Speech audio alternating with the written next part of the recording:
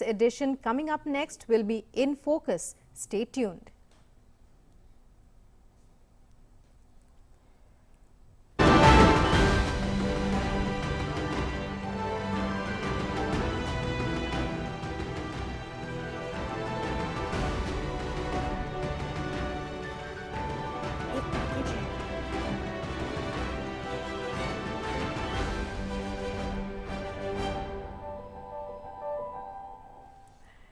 Hello and welcome to this edition of In Focus. The revamped Quarterly Employment Survey, or QES, for the months April to June stated that the estimated total employment in the 9 selected sectors from the first round of QES was 3 crore and 8 lakhs, a growth rate of 29% from a total of 2.3 crores reported in the 6th economic census.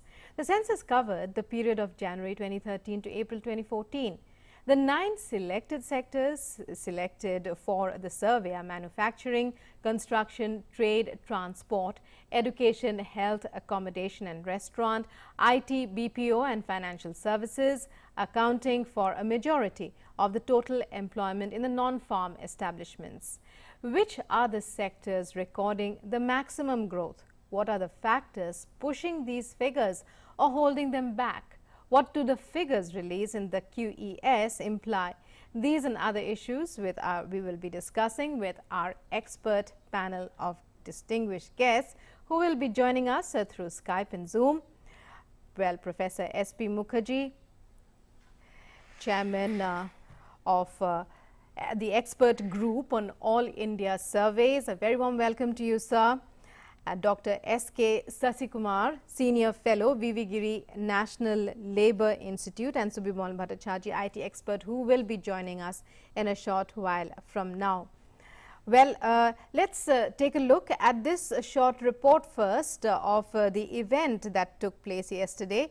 Union Labour and Employment Minister Bhupendra Yadav released the report of the first quarter of the Quarterly Employment Survey Part April to June 2021 of the All India Quarterly Establishment Based Employment Survey prepared by the Labour Bureau on Monday. Key highlights of the first round of Quarterly Employment Survey are the most impressive growth of 152% recorded in the IT BPO sector, while growth rates in health are 677%, in education 39%, in manufacturing 22%. In transport 68% and in construction 42%. Nearly 90% of the establishments estimated to work with less than 100 workers. The overall participation of female workers stood at 29%, slightly lower than 31% reported during the 6th EC. Regular workers constitute 88% of the estimated workforce in the 9 selected sectors, with only 2% being casual workers. Only 9% of the establishments with at least 10 workers were not registered with any authority or under any act, while 26% of all the establishments were registered under the Companies Act. Around 18% of the establishments have provision of on-job skill training programs. Well, these were some of the figures that emerged as a result of yesterday's release. Coming to you, Professor S.P. Mukherjee, when we talk about the AQEES, it's being touted as being very different from earlier employment surveys. As the chairman of the expert group on the AQEES, take us through the main objectives, the purpose of the changes and why they are so significant. You know, to study the employment situation in the country, we have to look at both the supply of labor as well as the demand for labor rising in different sectors of the economy. And to consider the supply side, we have been having surveys being conducted by NSSO, now it is simply NSO, which are household-based surveys in which we inquire about the availability and the actual engagement of members of households in different types of economic activity. But then, if you have to study how a particular sector of the Indian economy, leaving aside the farm sector engaged in crop production or in plantation, or in fish farming and aquaculture. If you want to study how a particular non-farm sector of India is affected by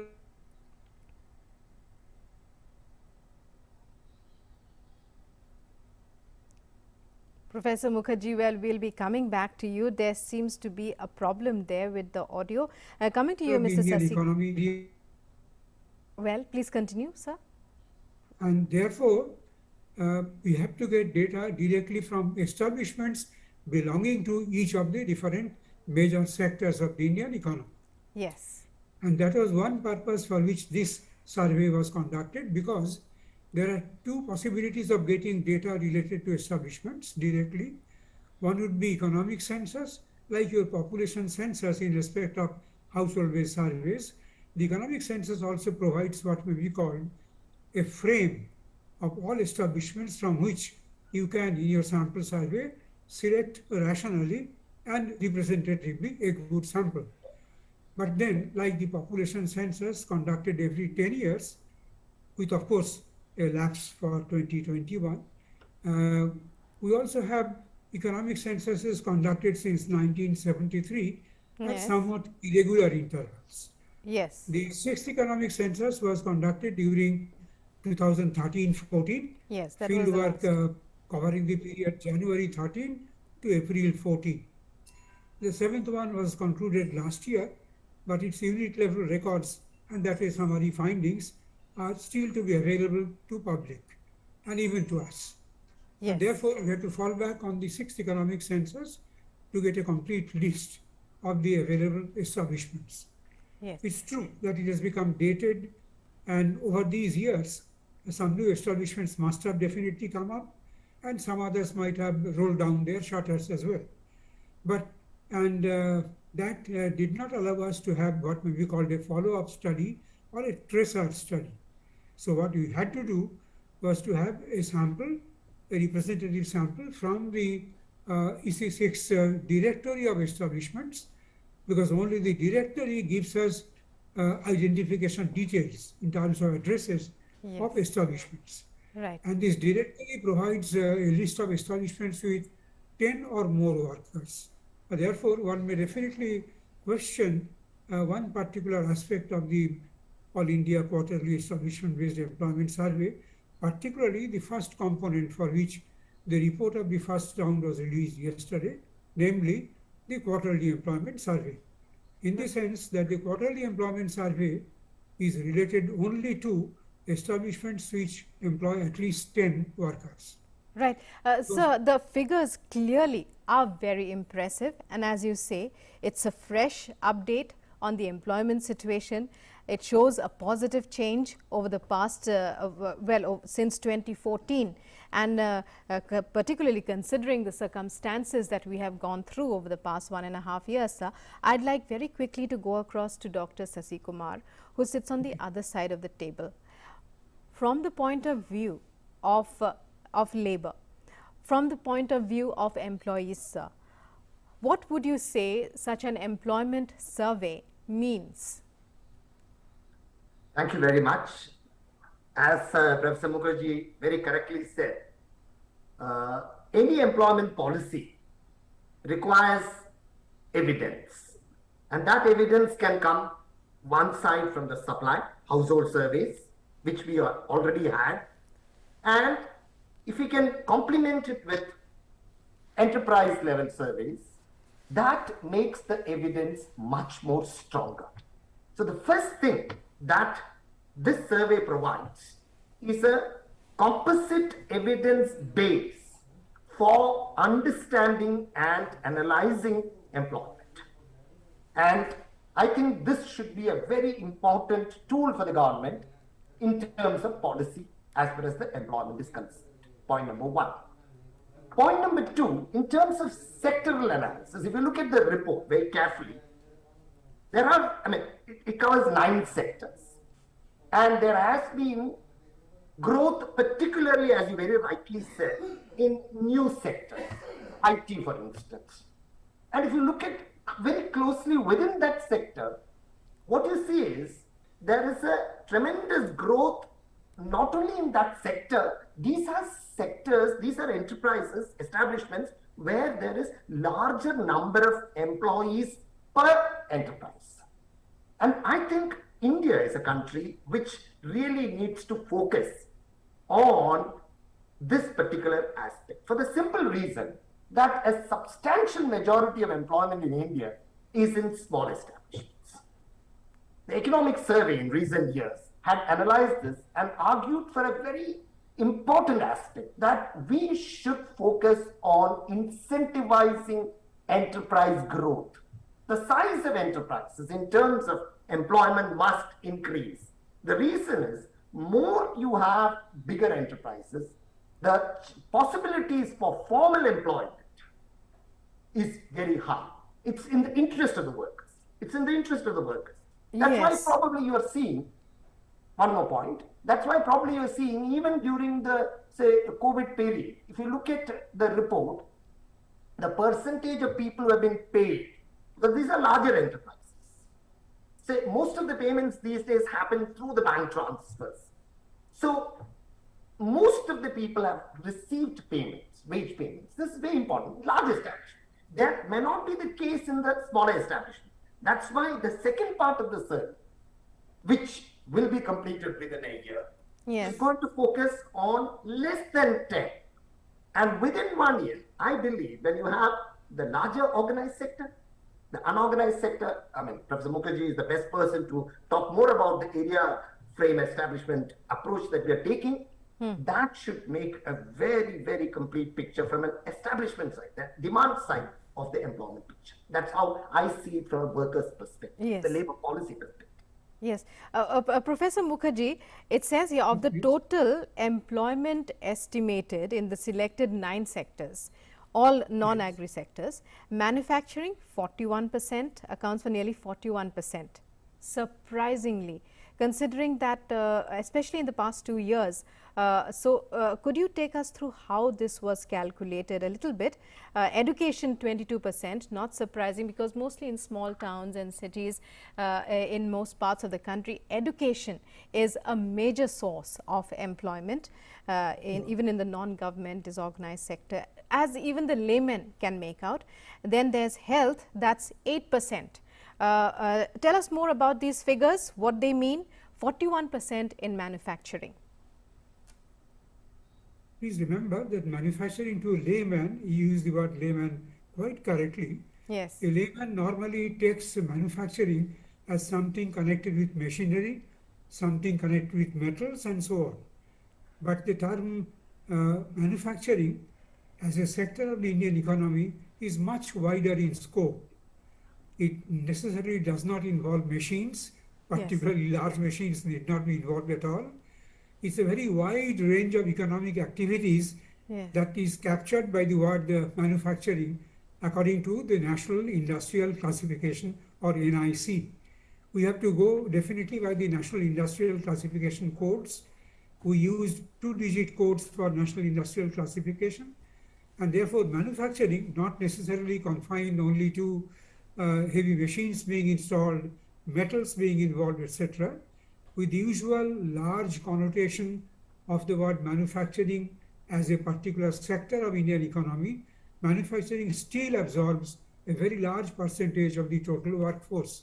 This must be remembered because it covers a large arena, right from manufacturing of agricultural implements and tools. This manufacturing is not covered by the agriculture sector. This is covered by the manufacturing sector. To manufacturing of textiles, we don't have textiles as a separate, so to say, sector of the Indian economy in the NIC itself. So that way, manufacturing is a very broad categorization of economic activities, and that's why you will find that 41%, or maybe a larger or a slightly smaller percentage on other occasions of the total employment in the country would be always engaged in this particular sector, manufacturing.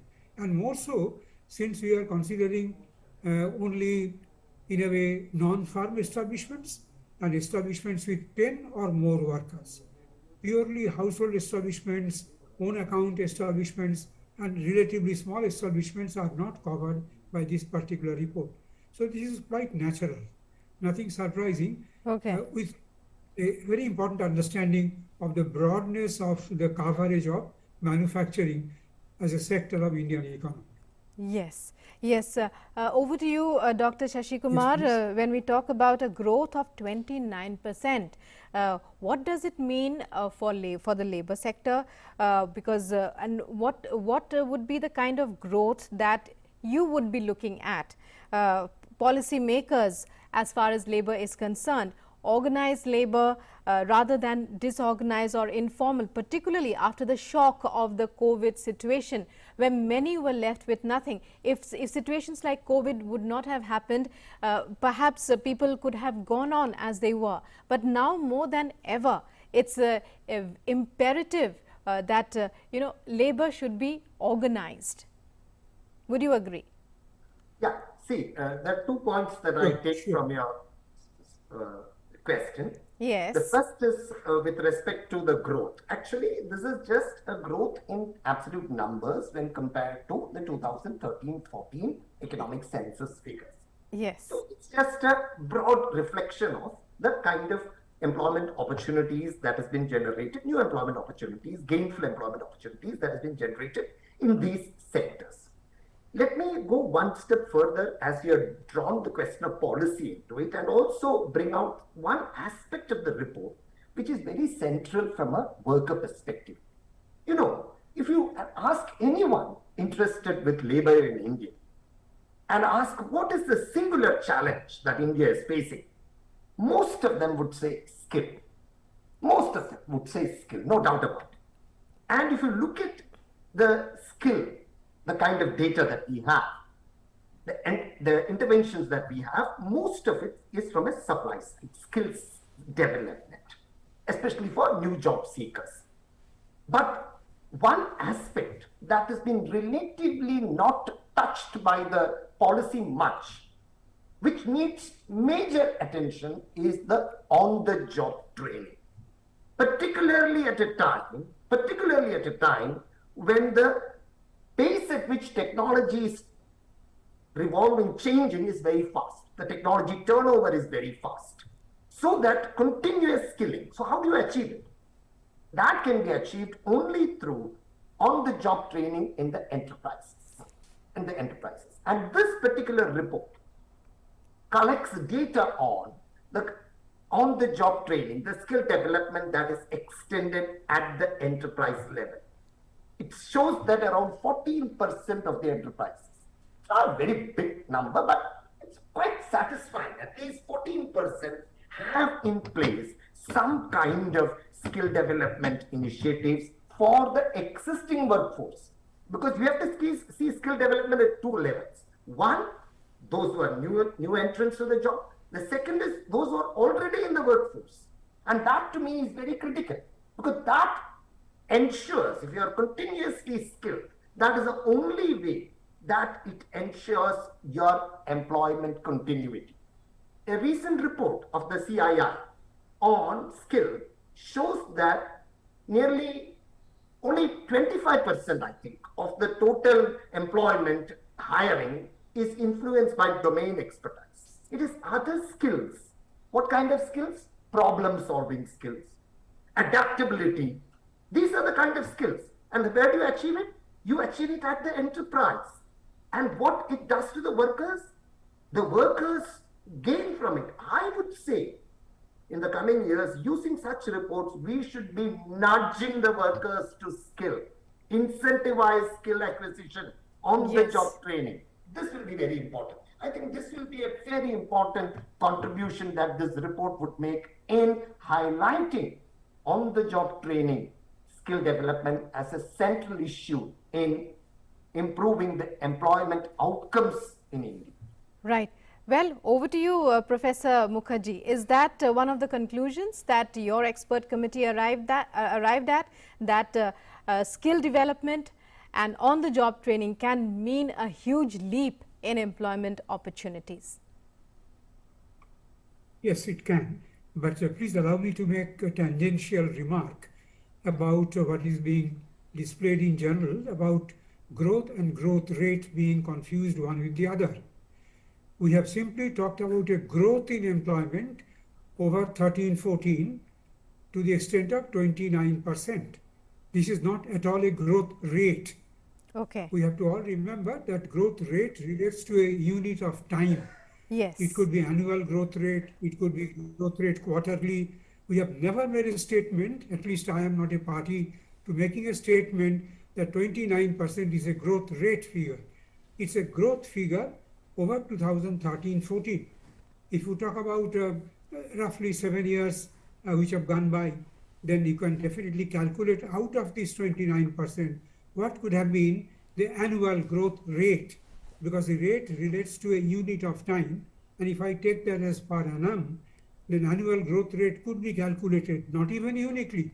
One could have the arithmetic progression, one could have the geometric progression as well. There are good reasons to believe that one can have the simple growth rate annually calculated easily. One could also argue in favor of the compound annual growth rate. But please remember, the users must remember that we have not made a statement about growth rate. Yes. We have simply made a statement about growth of 29% in employment. That's Yes. important. A Yes. second tangential remark is also important, that if you look at the figure, we had a figure about the impact of pandemic indirectly related to the period when the lockdown was announced last year around March 24-25 to roughly end of June 2020. So look at the roughly 3-month period, which is April to June, maybe March 24-25, I forget those 5-6 days. You look at that figure. We also had a figure of employment during that period, and if I take the figure just at the beginning of that quarter, April to June 2020, this total employment was 2.78 crore. 2.78 crore. I'm sorry, it was 2.78 crore, right? No, sorry, 3.078 crore. Excuse me, I've become old really. No, This was 3.078 crore.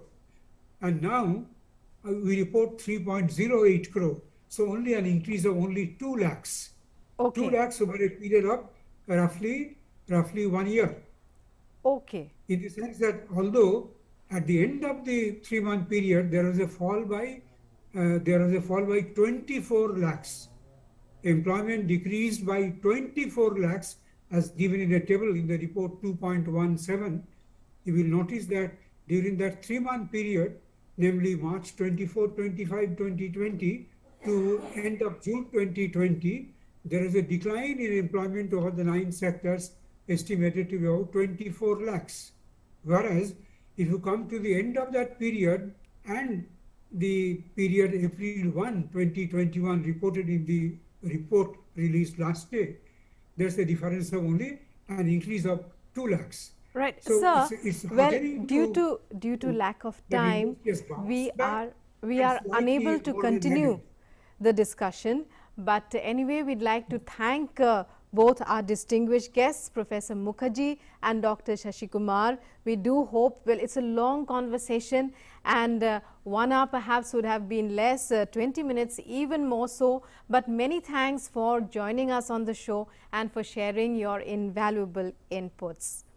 Well, that's all we have for you in this edition of In Focus. That's all we have time for. In fact, we hope you enjoyed the discussion, which had to be cut short for various reasons. Many thanks for joining us. Namaskar.